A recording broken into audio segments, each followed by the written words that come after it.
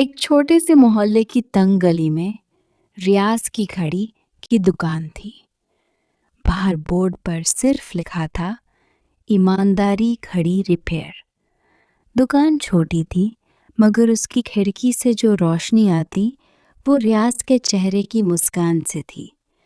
हर सुबह फज्र की नमाज के बाद जब वे दुकान खोलते तो सबसे पहले क़िबला की तरफ देखकर हाथ उठाते और आंखें नम हो जाती।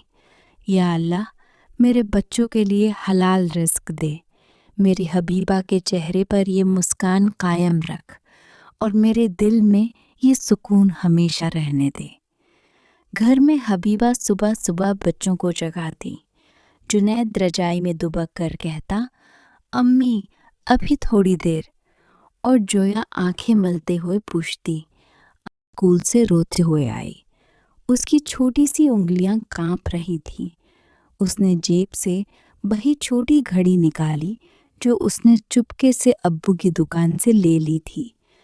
अम्मी, मैंने चोरी कर ली, मैंने बहुत बुरी हूं ना।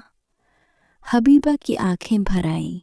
उन्होंने जोया को सीने से लगाया, उसका सर सहलाया और फुसफुसाई, नहीं मेरी जान, तुम बहुत अच्छी हो।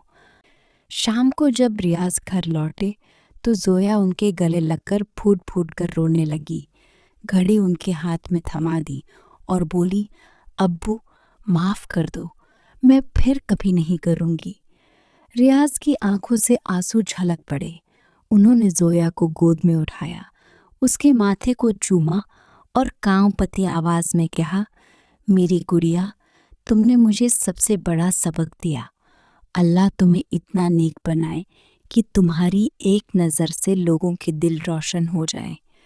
उस रात खाने की दस्तरखान पर सब चुप थे। जुनैद ने धीरे से पूछा, अब्बू हम इतने गरीब क्यों हैं? क्लास में बच्चे कहते हैं उनके अब्बू बड़े बड़े घर बनवा रहे हैं। रियाज ने हबीबा की तरफ देखा।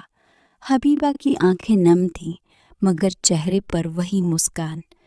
रियाज ने जुनैद का हाथ थामा और कहा, बेटा, और कहा, चलो ईशा की नमाज पढ़ते हैं। आज दिल से दुआ करें कि ये छोटा सा घर, ये छोटी सी जिंदगी इसी तरह मोहब्बत और ईमान से भरी रहे और अल्लाह हमें कभी अपने से जुदा न करे। और उस रात उस छोटे से घर में आंसुओं की नमी के साथ एक ऐसी रोशनी फैली जो सिर्फ ईमान और मोहब्बत से आती है, वो रोशनी जो कभी बुझती नहीं।